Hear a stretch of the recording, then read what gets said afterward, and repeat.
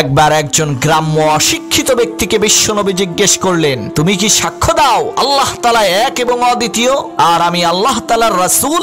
সেই গ্রাম্য ব্যক্তি বলল, মোটেও না। তখন নবীজি বললেন, এই যে আমার সাথে যেই সাহাবীরা দাঁড়িয়ে আছে তারা যদি সাক্ষ্য দেয় তাহলে কি তুমি বিশ্বাস করবে?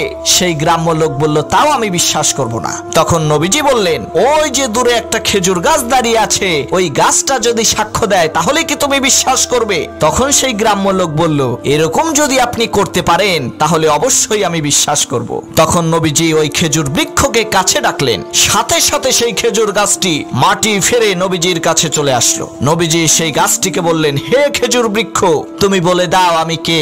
তখন সেই খেজুর বৃক্ষটি বলল, আশহাদু আন্নাকা রাসূলুল্লাহ, আমি সাক্ষ্য দিচ্ছি যে আপনি আল্লাহ তাআলার রাসূল। এইভাবে 3 বার সেই খেজুর বৃক্ষটি নবীজির রিসালাতের সাক্ষ্য দিয়ে আবার তার আগের জায়গায় ফিরে গেল।